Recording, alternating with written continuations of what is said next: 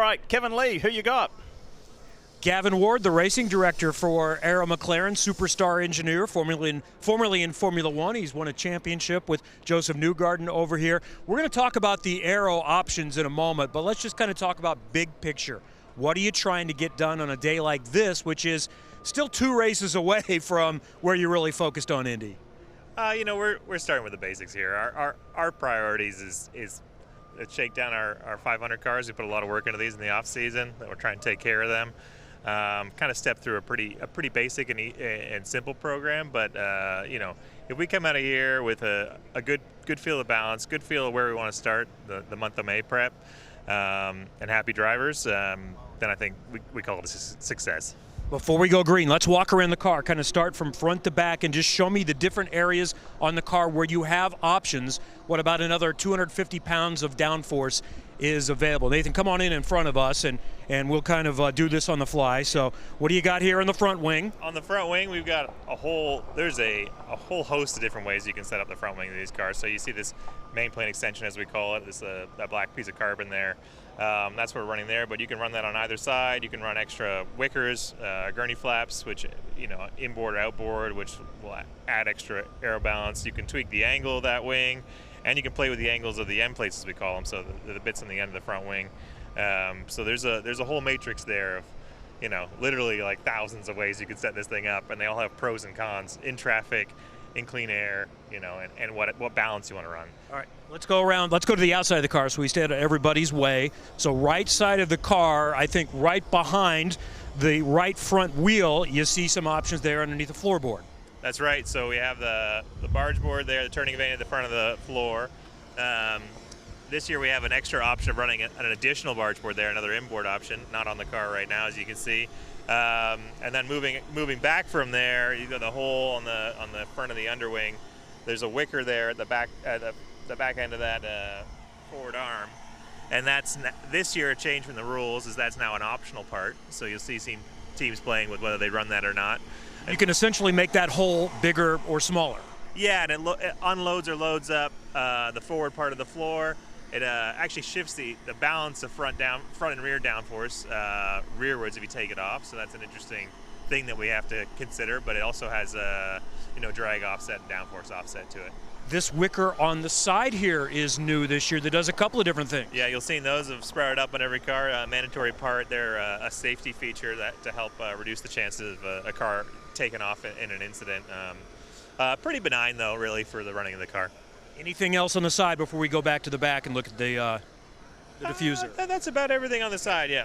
Let's go to the back and check out the diffuser. And I know there are some options there, including with the size of the strake. So that's how would we describe that? The middle piece of carbon there, yeah, below the diffuser. Yeah, that middle turning vane in the diffuser. This year we've got a taller option to that, and pretty powerful part for adding downforce to the floor.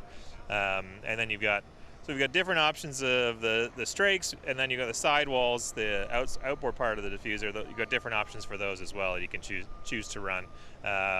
Changes your downforce level, changes your drag level, and again, the more you load up that part of the floor, the more you move that balance of downforce, sometimes you call it center of pressure, rearwards.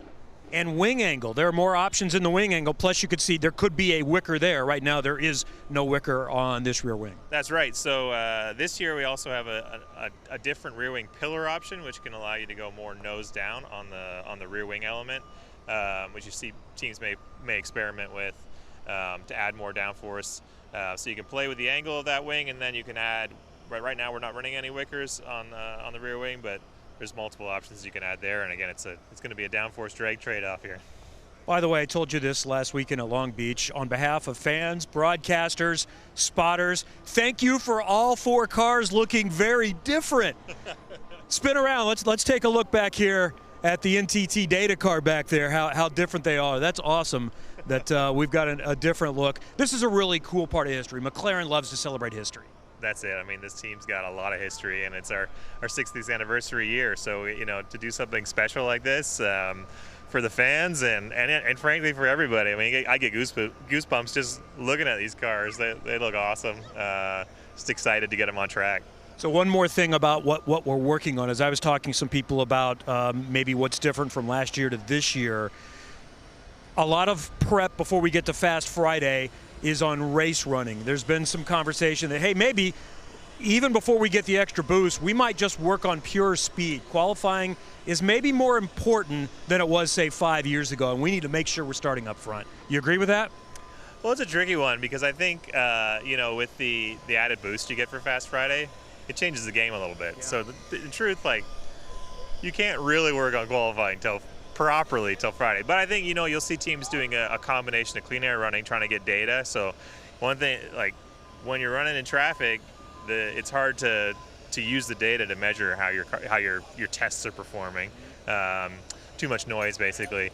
So you'll see teams doing a bit of trying to find a gap and get some clean runs just to learn some things from a data point of view, but the real work is done in traffic, trying to get the cars to handle well and perform well. Question from the booth. I'll translate. Lee Diffie, go ahead. Kevo, asked Gavin when he was at Red Bull Racing, what was it like in the team? How tense was it with multi-21 between Vettel and Webber in Malaysia?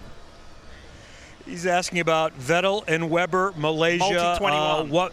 How tense was it when multi-21 came up when you were at the Red Bull F1?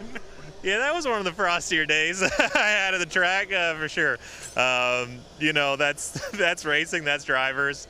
It was a funny one. I was on Webber's car at that particular moment, and we thought we were going to win that one. It didn't quite pan out. Drivers will be drivers, I think, is the end result of that one.